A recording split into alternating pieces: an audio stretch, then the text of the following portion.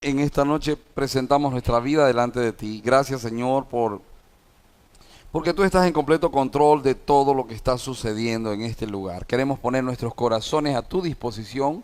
Queremos suplicarte, Espíritu Santo, que llenes nuestra vida.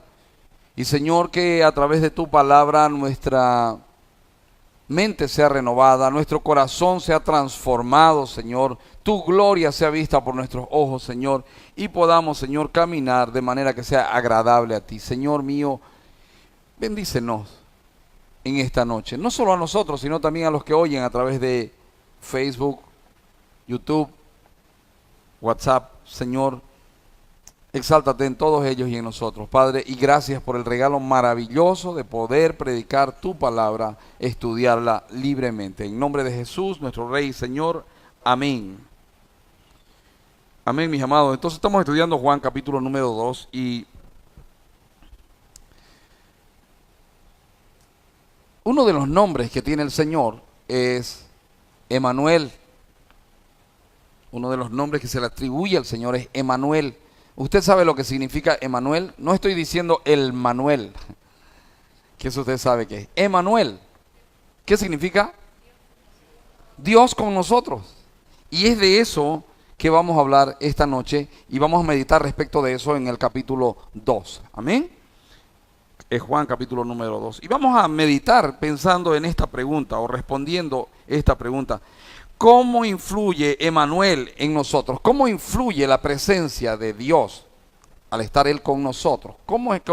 ¿Qué influencia ejerce el Señor con su presencia en nosotros? La primera cosa que vamos a ver es que Él nos ayuda en lo cotidiano. ¿Sabe? Esto no era un asunto trascendental. Las bodas de Caná era una fiesta bonita, era una fiesta de boda, pero no era algo trascendental. No obstante, el Señor estaba ahí. Escuche, el Señor se manifiesta aún en pequeños detalles. Pensé que iba a escuchar medio amén, aunque sea. ¿Quién ha tenido la oportunidad de ver a Dios en pequeños detalles? ¿Quién ha tenido la oportunidad de ver que Dios le ayude en algo cotidiano? Usted no sabía cómo solucionar algo y usted le dijo, Señor, ayúdame, y el Señor le solucionó. ¿No es maravilloso saber que Dios está con nosotros aún en las pequeñas cosas, en la cotidianidad de nuestra vida? Es interesante porque Jesús podía decir, no, yo no voy a esas cosas, no me junto con esta gente. No quiero saber nada. Yo me quedo en mi casa nomás y no me junto con nadie. Porque tengo que andar en los negocios de mi padre. Aquí está en una fiesta. Pastor, ¿es pecado ir a una fiesta? Obviamente que no. Pero es importante que recordemos que Dios con nosotros está en la fiesta también. ¿Está aquí? Y que tengamos la actitud de Dios con nosotros en la fiesta. Porque acuérdense que usted y yo somos representantes de Él en esta tierra. Al tercer día se hicieron unas bodas en Caná de Galilea y estaba allí la madre de Jesús. Y fueron también invitados a las bodas Jesús y sus discípulos. Y faltando el vino, la madre de Jesús les dijo, no tienen vino. Era una cosa cotidiana. Era una cosa en la que él no tenía que meterse. ¿Sabe? Ese problema del vino era un serio problema para el novio. Escuche, esa fiesta duraba una semana más o menos. Nosotros decimos, los collas le tiran 3 días, ¿no? Bueno, esto era una semana. Una semana. ¿Y sabe quién costeaba la fiesta? El novio. Entonces, si se acababa el vino, iba a dejar mucho que hablar de parte del novio, ¿verdad? Pero además de eso, había otro problema. Es que le podían crear una dificultad la familia de la novia al novio. Podían presionarlo, podrían decir, sos un irresponsable, tuviste mucho tiempo para prepararte y no te preparaste de la manera adecuada. Entonces era una complicación de la vida cotidiana. Era una complicación que tenía un hombre común y corriente. Ahora mire, viene la mamá y le avisa lo que acontecía. Y el Señor Jesucristo le dice una cosa interesante. Jesús le dijo, ¿qué tienes conmigo, mujer? Aún no ha venido mi hora. Parece que Jesús fuera insolente con su mamá, ¿sí o no? ¿Cuántos alguna vez han tenido esa impresión? Da la impresión de que él dice, porque esa expresión, ¿qué tienes conmigo, mujer? O ¿qué tienes conmigo? O ¿qué tengo yo contigo? Era una manera de decir, espera un ratito, conservemos distancia. Pero en este caso Jesús no le está faltando el respeto a su mamá. En todo caso Jesús lo que le está diciendo es, madre, todavía no es el tiempo. Todavía no es el tiempo. Si vos sos siervo del Señor y tu mamá lo sabe, cuando vos estás, tu madre te pide hacer cosas que no te ha mandado el Espíritu. ¿Qué dije yo? A ver, vení vos, hijo, vos que vas a la iglesia, vení. Orá por esta señora y ponerle las manos. A ver, vení vos a orar por los alimentos. Va a venir mi amiga y quiero que me le predique. Pasa. Me gusta la actitud de Jesús, porque Jesús le da como a entender, estás tratando de hacer, de que haga cosas que no es el tiempo de hacerlas. Ahora quiero que mire una cosa. Muchos usan este pasaje para decir, ¿vieron? Porque ella le mandó, porque María es corredentora. No, no es así. María fue la madre de Jesús según lo humano, no en cuanto a salvación. Porque la redención vino a través de la muerte del Señor Jesucristo, no a través del nacimiento. ¿Está aquí? Entonces, por un lado está eso, pero por el otro lado está el que menospreciamos, ¿no? No, si a mí mi madre me dice algo, yo no lo hago. Pero mire usted, Jesús, Dios, el todopoderoso Dios, honró a su madre aún en ese momento cuando la mamá estaba oficiando de metiche. Y esto nos deja una lección preciosa a los hijos, ¿verdad? Oye, honremos a nuestros padres. Honremos a nuestros padres. Mientras están con nosotros, honrémoslo. Gracias por ese amén. No se hubieran peleado para gritar tan fuerte ese amén. Hermanos, muchas veces nosotros nos creemos más que nuestros padres. Muchas veces nosotros tenemos una actitud, en el día a día te hablo, tenemos una actitud de superioridad a nuestros padres. A veces no solo es con los padres, a veces con cualquier autoridad. Tenemos una actitud arrogante, petulante, ¿qué me va a decir a mí? Y tenemos argumentos. Tengamos cuidado con eso. Fíjense que Jesús le dice eso, pero mire lo que la mamá dice, versículo 5. Su madre dijo a los que servían, haced todo lo que os dijere. Esta mamá sabía que tenía un hijo que podía suplir la necesidad de alguien. Quizá tu mamá cuando te dice cosas es porque sabe que puedes suplir la necesidad de alguien. O tu papá cuando te pide cosas es porque sabe que puedes suplir la necesidad de alguien. Y una cosita más, si tú eres creyente, Dios con nosotros está en ti. Dios con nosotros tiene que ser real. Emanuel tiene que ser real en tu vida y en la mía. Y tiene que ser real en lo cotidiano. Esto es una cosa cotidiana. Es algo del día a día. Una fiesta de boda hay casi todos los días, ¿verdad? O por lo menos todos los fines de semana. Y estaban allí, dice, 6 tinajas de piedra para agua, conforme al rito de la purificación de los judíos, en cada una de las cuales habían 2 o 3 cántaros. Jesús les dijo, llenad estas tinajas de agua, y las llenaron hasta arriba. Se cree que cada tinaja tenía más o menos 94 litros, entre 94 y 105 litros. Cada tinaja, eran 6 tinajas.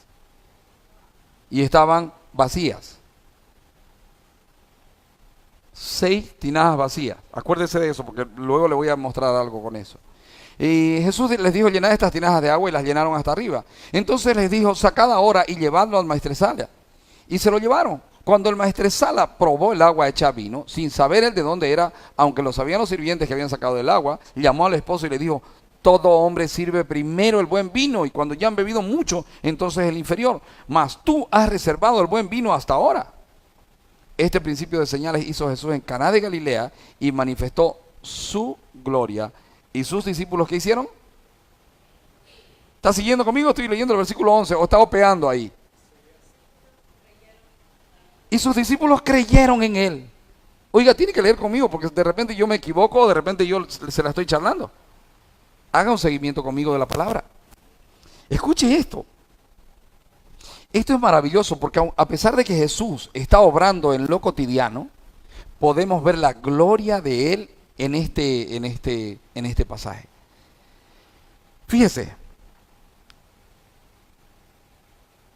¿Qué tenía ahí? En primer lugar, Jesús tenía ahí una multitud sedienta. la gente iba a tener sed, se estaba acabando el agua, y entonces se estaba acabando el vino, perdón, y entonces la gente iba a tener sed. Tenía una multitud sedienta. ¿No es acaso eso un cuadro del mundo actual? ¿Acaso la gente no está sedienta? ¿Cuántos coinciden en que la gente necesita a Cristo en su vida cotidiana? ¿Cuántos coinciden conmigo en que cuando Cristo no es parte de nuestra vida cotidiana, nuestros corazones tienden a enfriarse hasta el punto que tenemos sed? Y nos sentimos vacíos y andamos buscando llenar con algo. Y tenemos el recurso maravilloso de Jesús ahí. Ahora, si Dios es con nosotros es una realidad, nosotros somos los encargados de llevar de llenar esos corazones o de suplir esos corazones con el verdadero vino. Tú y yo somos reservorios de ese vino. Tú y yo somos, en nuestro interior hay ríos de agua viva de ese vino. Fíjense que el mundo hoy en día necesita de Cristo, pero lastimosamente la iglesia a veces anda como esas tinajas, muy grandes, pero muy vacías. Necesitamos de la presencia de Jesús. Necesitamos de que Dios con nosotros se haga real en nuestra cotidianidad. ¿Cuántas tinajas eran, dije yo? ¿Sabe usted lo que significa el número 6? ¿Sabe el significado del número 6, bíblicamente hablando? No, significa número de hombre. 6 es número de hombre. El 6 representa a los hombres. 6 tinajas vacías. ¿No le habla eso de la humanidad vacía? Los corazones humanos están vacíos. La gente hoy en día anda tratando de llenar su corazón sediento y lo llenan con cualquier cosa. Con cualquier cosa. Ahora, fíjese lo precioso del milagro, y también tiene una tipología para usted y para mí. Hay una sola manera de que Jesús haga un milagro en la vida de las personas y que Dios con nosotros se haga real también para otras personas. Y es que necesitamos llenar el vacío con agua. Ahora, ¿a qué agua se refiere? Agua es la palabra que limpia. ¿Se acuerdan que él dijo, ya ustedes están limpios por la palabra que les he hablado? Agua también es la presencia del Espíritu Santo. Y no hay manera de que alguien esté lleno del Espíritu Santo con desconocimiento de la palabra. Amén. Entonces, ¿qué es lo que hacemos? Nosotros lo que hacemos es llenamos la vida de las personas con la palabra. Mire, no vaya contando la misma historia siempre, no, que yo era así y así. No, ¿sabe qué? Hable de la palabra, aprenda capítulos de la palabra y diga, oiga, qué maravilloso. No sabía yo que en Juan capítulo 2, por ejemplo, está representada la cotidianidad de la vida de los humanos y el Señor Jesucristo obrando ahí como Dios en medio de los humanos. Y ese tipo de cosas es mejor que sí. Va a llover, ¿no? Sí, parece. Harto sol, ¿no? Sí. Hace calor, ¿no? Sí, hace calor. Y esas son nuestras charlas generalmente con la gente que no conocemos. Y tenemos la certeza de que todo ser humano está sediento y hambriento, ¿sí o no? Entonces lo primero que necesitamos hacer es llenemos esos corazones de la palabra. Ahora, una vez el corazón del pecador está lleno de la palabra, Jesús convierte esa agua en vino. Una vez el corazón del hombre está lleno de la palabra, Él se hace real en los corazones. ¿Se acuerdan? Y todas las veces que beban este vino lo harán en memoria de mí. Y cuando coman el pan lo harán en memoria de mí. Hermanos amados, por ejemplo, si usted se fija, ahora estábamos estudiando el etíope. ¿Se acuerda del etíope? Funcionario de Candace, él iba. El Espíritu Santo le dijo a Felipe, ve. Y el etíope venía leyendo la palabra, venía llenándose de la palabra, pero se necesitaba el toque del Espíritu Santo. Y viene Felipe mandado por el Espíritu Santo y le pregunta, ¿entiendes lo que lees? Y el etíope le dijo, ¿cómo voy a entender si nadie me explica? la palabra. Y partiendo de esa escritura, Felipe le comentó el evangelio. Cuando eso sucedió, el etíope dice que el etíope le dijo, bueno, aquí hay agua, ¿qué impide que yo sea bautizado? Y luego le dijo, si bien quieres puedes, y lo bautizó. Ahora, si usted mira lo que dice más adelante, dice que el etíope se fue gozoso siguiendo su camino. Hermanos amados, necesitamos el poder del Espíritu Santo, necesitamos el poder del Señor Jesucristo, más la palabra, y eso alegrará cualquier corazón que sea tocado por Dios. Amén. Entonces, otro asunto es que era el tercer día en la boda. 3 días. 1, 2, 3. En el tercer día vino un vino nuevo. En el tercer día se les repartió un vino nuevo. Y no, esto no le voy a hablar ahorita de vino nuevo y nuevas revelaciones y todo eso que se enseña hoy como vino nuevo. Le voy a hablar, el vino nuevo es simple y sencillamente el Señor Jesucristo revelándose en esta tierra. Y en ese día vino un vino nuevísimo. El maestresala de una manera está representando o está quejándose en contra de lo anterior. ¿Saben? Porque la ley traía convicción de pecado, pero no te ayudaba respecto de dejar el pecado. Ahora viene este vino nuevo que te llena el corazón de gozo, te revela tu pecado y no solo eso, te puede ayudar a dejar tu pecado. Entonces, bendito sea el nombre del Señor, ¿verdad? Este fue el primero de los milagros que el Señor Jesucristo hizo. Fíjese que dice, este principio de señales hizo Jesús en Caná de Galilea y manifestó su gloria y sus discípulos creyeron en él. Claro, obviamente, ¿cómo no va a creer una persona a quien tú le muestras al Rey de Gloria? Lo que hizo la mamá aquí fue mostrarles al Rey de Gloria. Bueno, dice, después de esto descendieron a Capernaum él, su madre, sus hermanos y sus discípulos, y estuvieron allí no muchos días. Se cree, de acuerdo a la tradición, que ya había muerto José en esa época. Por eso estaba María y los hijos solamente, y no estaba José. Bueno, pero ¿cómo es que influye la presencia de Dios con nosotros? Entonces, nos ayuda en nuestro día a día, en lo cotidiano. Mi hermano amado, haga carne esa verdad. Hágala real. ¿Sabe? En toda circunstancia. Si la Biblia dice que ni un cabello de nuestra cabeza cae sin que el Señor lo sepa, entonces, ¿cómo el Señor no nos va a ayudar en las pequeñas cosas del día a día? Me gusta, me llena de gozo cuando a veces converso con las mujeres y dicen, pastor, no tenía idea cómo iba a salir la comida, pero le dije, Señor, ayúdame que esta comida salga. Y no se imagina cómo salió de rica. ¿Quiénes han vivido esa experiencia? Amén, amén. ¿A quiénes les pasó a decir alguna vez, Señor, no tengo paraguas y va a empezar a llover, ayúdame a llegar hasta mi casa y que luego llueva? ¿Y qué cree? No llovió. ¿Sí o no? Eso es porque Dios con nosotros no es Dios de lejos, es Dios de cerca. Necesitamos vivirlo, amados, necesitamos hacerlo carne. Él está para ayudarte. ¿No te pasó alguna vez no saber cómo resolver algo en el trabajo y decirle, Señor, ayúdame? Y de repente, de no saber nada, supiste todo y tú dices después, pero ¿cómo lo hice? Ah, fue el Señor que me ayudó. ¿Te pasó? Tu Dios y el mío nos ayuda en las cosas cotidianas. Ahora, te propongo que hagamos un pequeño ejercicio de 30 segundos. Cierra tus ojos y piensa qué es eso cotidiano que Él necesita arreglar en tu casa. ¿Qué es aquello que no sabes cómo resolver en tu casa? Ponlo en manos de Él ahora. Dile, Señor, tú eres un Dios de la cotidianidad. Tú eres un Dios del día a día. Ayúdame, solucióname este asunto o dame sabiduría para solucionarlo.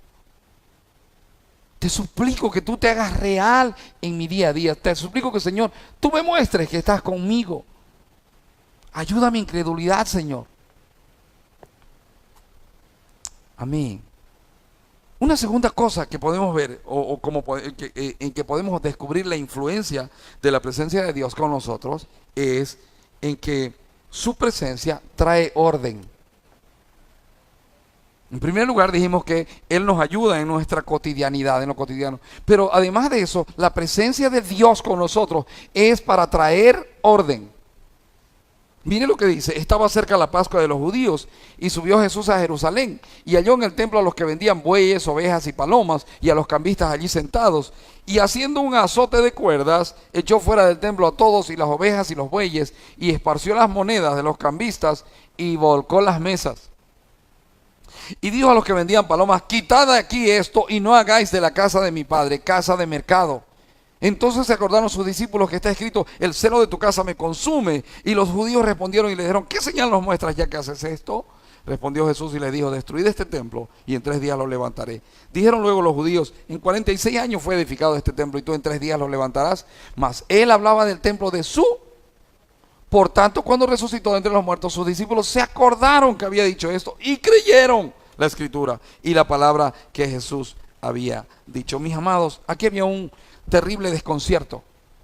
¿Sabe cuál era el desconcierto? El desconcierto era que los sacerdotes pensaban que la relación con Dios se trataba de ellos. No habían reconocido que la relación con Dios se trata de Dios, y entonces ellos pensaban que se trataban de ellos. ¿Y saben qué? No estaban conformes con lo que Dios les daba a través de las ofrendas y los diezmos, sino que los sacerdotes habían montado un negocio afuera del templo. Y ese negocio era buscar comerciantes que estén dispuestos a sacarle partido al que mucha gente venía de lejos, y entonces empezaron a vender palomas, empezaron a vender animales para ser sacrificados. Lo interesante de esto es que el Señor Jesucristo vino y puso orden. Hoy en día la humanidad está desordenada, ¿sabe? Canciones como una familia es un papá y una mamá, o 2 papás o 2 mamás. Eso se le enseña a los niños hoy en día, y se les está enseñando de manera tal que están tratando de violentar el orden de Dios. Aquí, hoy en día, a las mujeres le están metiendo que no necesitan de los hombres, y que ya es tiempo de que ellas se emancipen del patriarcado de los hombres. Cuando usted escuche esas palabras, patriarcado, mire, revise bien, escudriñe los espíritus, porque el espíritu del anticristo está en acción. Entonces, de repente, las cosas están saliendo de control. De repente todo se está desordenando. De repente ya no nos queremos sujetar a las leyes, a las autoridades, a la palabra. Usted sabe que hay países donde están haciendo una dura lucha contra la palabra de Dios. Usted sabe que les han prohibido a los padres en España, ya salió la ley, que los lleven a los niños a la iglesia. ¿Usted puede creer que los niños tienen que decidir si van a ir a la iglesia o no? ¿Ya pensó? Todo en esta tierra tiende a violentar el orden de Dios. Todo en esta tierra tiende a minimizar lo que Dios manda. Ahora la pregunta es: ¿cómo está nuestro corazón? Dios para nosotros, ¿qué es? ¿Verdaderamente Dios con nosotros está en nuestra vida? Y usted me dirá: pastor, ¿cómo puedo saber yo que Dios con nosotros está en mi vida? Es muy interesante. Si Dios está contigo, ha empezado a ordenar tu vida. Tu vida ha empezado a ser ordenada. De repente le das a tu esposa el valor que ella se merece. No sos vos el sabelotodo y el mandamás de tu casa, ni el que impone. No, espera un ratito. Le estás dando su lugar de vaso frágil, pero además de eso le estás dando su lugar de ayuda idónea. Y si sos esposa, estás respetando a tu esposo, no por lo que él es, sino por lo que Dios ha dicho que tu esposo es. Y entonces le estás dando su lugar, no te haces la burla, no lo ridiculizás, ya no le decís el 333 a tu esposo, no. Y el medio bestia, no. No, y ahora lo honrás, ya hablas bien de tu esposo. Si sos hijo, estás honrando a tus padres. Si sos empleado y Dios con nosotros está en tu vida, estás trabajando como para Dios. Amén. ¿Estamos aquí todavía? ¿Te interesa esto o cambio? Tengo una de podemos hacer lo que nos da la gana, pero esa manda al infierno. Esta nomás no, que manda al cielo, ¿no? Entonces, mis amados, si el Señor está con nosotros, si el Señor está en medio de nosotros, habrá orden. Y escuche, hay un orden establecido por Dios en su palabra. Si violentamos ese orden, ¿sabe lo que va a pasar? Dios va a tener que hacer un azote de cuerdas y poner las cosas en orden. ¿A cuántos les gusta la disciplina? ¿A nadie? Dice la Biblia, ninguna disciplina en el momento es motivo de gozo, pero a la postre trae frutos apacibles y de justicia. Mire, yo no quiero que Dios me corrija con un amarro de soga. No, no, no, no. Yo prefiero que la palabra me corrija y doblegar mi corazón. No ser sabio en mi propia opinión, no ser soberbio, no ser orgulloso, no ser vanaglorioso y respetar el orden de Dios. ¿Está aquí? Hizo un azote de cuerdas y echó fuera del templo a todos y las ovejas y los bueyes y esparció las monedas. Quitad de aquí esto y no hagáis de la casa de mi padre casa de mercado. Mis hermanos, yo tengo un serio conflicto en la congregación, un serio conflicto. Porque todo mundo quiere venir a vender a la congregación, todo mundo. Y por un tiempo yo permití que una familia que estaba pasando tiempos difíciles venda algunas cosas. Y venían los otros hermanos y me decían, ¿y cómo tal persona? ¿Y por qué no me deja vender a mí? Y yo también quiero vender, tengo derecho también. Tengo derecho. Tengo derecho.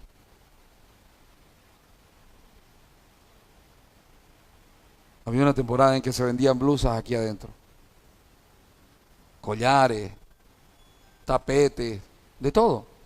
La tendencia del ser humano es aprovechar los tumultos para comerciar.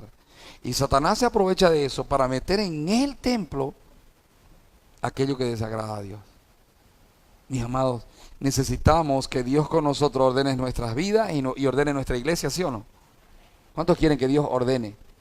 ¿Sabe cuál es la clave? Más presencia de Dios en nuestra vida. Más presencia de Dios. Entonces se acordaron sus discípulos que está escrito, el celo de tu casa me consume. Siempre que usted quiere poner orden, la gente le va a pedir, ¿cómo se llama esto? Le va a demandar con qué autoridad usted lo hace. Siempre. Los judíos respondieron y le dijeron, ¿qué señal nos muestras ya que haces esto? O sea, ¿quién sos vos para que hagas esto? ¿Quién sos vos? Mis amados, ¿confiamos de que el Señor está aquí? ¿Usted confía? ¿Usted cree que el Señor está aquí? Entonces, ¿usted cree que el Señor puede ordenar las cosas? ¿Cuántos creen? No nos las demos nosotros del Señor. Dejemos que el Señor ordene. Respetemos los roles establecidos por Dios para cada uno. Amén. Dice, ¿qué señal los hace? Y él les da una señal que ellos no la entendieron. Y se las da a propósito para que ellos no la entiendan, pero usted y yo la entendemos. Dice, respondió Jesús y le dijo, destruid este templo y en 3 días lo levantaré. Y ellos dijeron, ¿cómo va a ser eso? En 46 años han demorado. ¿Sabes? Este templo no era el templo de Salomón. Este era el templo. ¿Se acuerdan que cuando ellos fueron a cautiverio el templo de Salomón fue destruido? Y ellos volvieron a reconstruir el templo. ¿Se acuerdan? En Esdras y Nehemías. Bueno, pasaron los años y el templo quedó más o menos nomás. Entonces de repente viene Herodes y dice, no, vamos a reconstruir ese templo y lo vamos a hacer en serio. Lo vamos a hacer como para que la gente sepa que Herodes el Grande arregló este templo. Y entonces le puso tal empeño que era un templo muy suntuoso. Lo hizo sin escatimar recursos. Escuche, hacer una obra física. Josías, quédese quietito, siéntese con su mamá ahí. Fica quieto. Mis hermanos, hacer una obra física es fácil. ¿Qué dije yo? Hacer una obra física es fácil. Es muy fácil. Pero mire, la más suntuosa obra física que nosotros podamos hacer jamás se compara a la gloria del poder de Dios en nosotros. Y Jesús lo que estaba diciendo ahí es, oye, destruyan este templo y en 3 días lo voy a levantar. ¿Qué estaba diciendo él? Estaba diciendo, señores, hasta este momento, para ustedes, esto ha sido la representación de Dios. Pero en 3 días yo voy a hacer que esto no sea más la representación de Dios, sino que Dios habitará en los corazones. ¿Está aquí? Este es un lugar donde la iglesia se reúne. Pero cuando usted se va, usted es el templo del Espíritu Santo.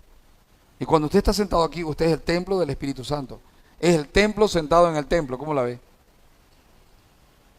Mas él hablaba del templo de su cuerpo. Por tanto, cuando resucitó de entre los muertos, sus discípulos se acordaron que había hecho esto y creyeron la Escritura y la palabra que Jesús había dicho. Donde Jesús está en la vida cotidiana, la gente cree. Cuando Jesús pone orden, la gente cree. Amén. Ahora, el que la gente cree no siempre es garantía de que la gente es de Cristo. El que la gente cree no siempre es garantía de que la gente tiene la voluntad de cambiar o el anhelo de cambiar o el deseo de cambiar. Y esto me lleva al tercer punto, que con esto termino.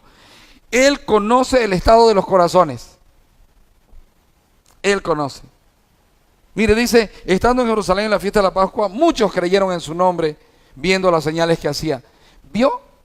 Muchos creyeron viendo las señales. Hermanos amados, cuando uno ve la presencia de Cristo, uno ve milagros y ve señales.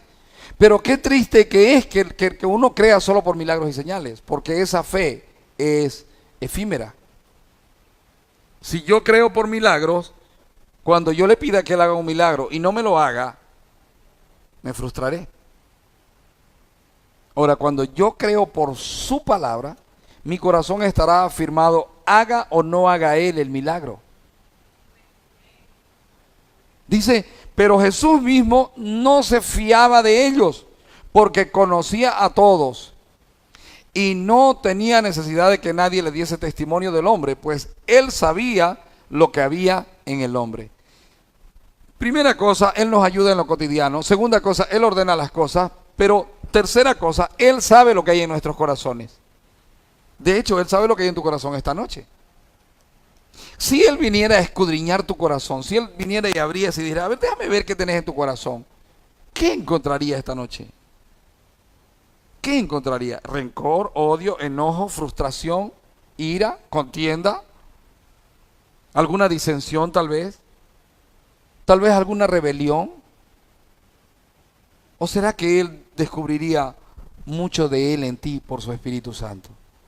¿O será que él descubriría amor, gozo, paz, paciencia, benignidad, fe, mansedumbre, templanza, bondad?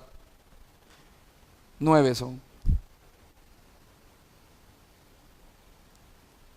Amado, no basta con ir a la iglesia. No basta con llenar nuestra vida de alabanza en la radio y escuchar y estar todo el día con alabanza y cantar. No basta solo con conocer la palabra. No. Es necesario que en nuestro corazón haya un cambio profundo. Es necesario que aquello que sabemos por la palabra que tiene que salir de nuestros corazones, salga de nuestros corazones. ¿Saben qué es curioso? Que Jesús conoce el estado de nuestros corazones y a pesar de eso nos sigue amando. No se fía de nosotros. El Señor no se fía de ti, pero se fía de Él. Y Él es el que cambia las mentes y los corazones. Él es el que puede cambiarnos. ¿Se acuerdan? Dice, si ustedes que son malos padres saben dar buenas dádivas a sus hijos, ¿cuánto más vuestro Padre que está en los cielos dará el Espíritu Santo a quien se lo pida? Escuche, la presencia del Espíritu Santo en nuestra vida hará que nuestros corazones caídos se levanten. Hará que nuestros corazones sucios sean limpiados. Clamaremos por la sangre, el Espíritu traerá convicción de pecado, tendremos arrepentimiento, nuestra vida será restaurada y clamaremos por perdón. ¿Y saben qué? Recibiremos perdón y nuestra vida será limpia. 3 cosas de lo maravilloso que Dios con nosotros esté en medio nuestro. Lo primero es, nos ayuda en el día a día, en lo cotidiano. Lo segundo es, va a traer orden a nuestras vidas. Él ordenará nuestras vidas. Así como ordenó el templo físico, Él está ordenando el templo espiritual. Pero además de eso, Él conoce el estado de nuestros corazones. Y podemos correr a Él. Y aunque Él no confía en nosotros, confía en Él y decirle, Señor, yo tampoco confío en mí. ¿Está aquí? A veces me dicen las personas, pastor, ¿usted es desconfiado? Y yo les digo, yo no confío ni en mí. Pero saben, confío en el Señor. Entonces cuando veo a mi hermano Antonio, yo confío en él porque sé que el Señor está en él. Y si no estuviese, el Señor se encargará de mostrar que no está en él. Confío en mi hermano Paul y en mi hermano amado, que me olvido su nombre, mi amado. Tío ¿Mm? Edwin. Ya no me voy a olvidar. Voy a intentar no olvidarme. Veo a mi hermano Edwin. Veo a mi hermano Eduardo, a mi hermano Herbert. Si miro sus errores, voy a decir, esto no sirve para nada. Pero decido mirar a Cristo en ellos y confío en Cristo y puedo ver hombres benditos de Jehová, siendo cambiados, siendo mudados, siendo transformados. Emmanuel está aquí. Dios con nosotros está aquí. Oiga, ¿y Emmanuel está aquí? Es mi pregunta. Usted puede decir esta noche, Emmanuel está aquí. Entonces, ¿por qué no le pedimos a Emmanuel que de verdad nos ayude saciándonos y para que nosotros saciemos a otros en lo cotidiano?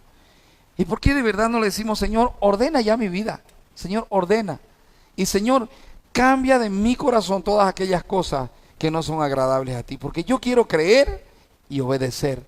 Porque la verdadera fe cree y obedece. Amén. ¿Oramos? Señor, gracias por este tiempo, por esta noche, por tu misericordia. Gracias por poder compartir tu palabra.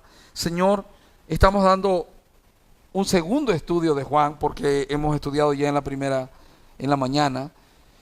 Mas, Señor, qué maravilloso es que tú te revelas de diferentes maneras. Y Padre, en tu palabra podemos encontrar a Cristo de diferentes maneras. Y Señor, esta noche lo hemos visto como Dios con nosotros. Y qué maravilloso que es tener la presencia de Él en nosotros. Señor, ayúdanos. Clamamos esta noche para que tu Espíritu Santo llene nuestra vida y tu luz nos traiga convicción de pecado, Señor. Clamamos para que lo que dice en Gálatas se haga real. Si sois guiados por el Espíritu, ya no estáis bajo la ley, y manifiestas son las obras de la carne. Señor, que al ser guiados por tu Espíritu se manifiesten las obras de la carne en nosotros, y podamos nosotros, Señor, entregártelas una a una, y pedirte, Señor, que tú cambies nuestra vida en ese aspecto. Señor, ayúdanos, y también te pedimos, Señor, que traigas orden a nuestra vida. Ordena, Señor, nuestra vida, ordena nuestros pensamientos, ordena nuestro corazón, ordena nuestro caminar, Señor.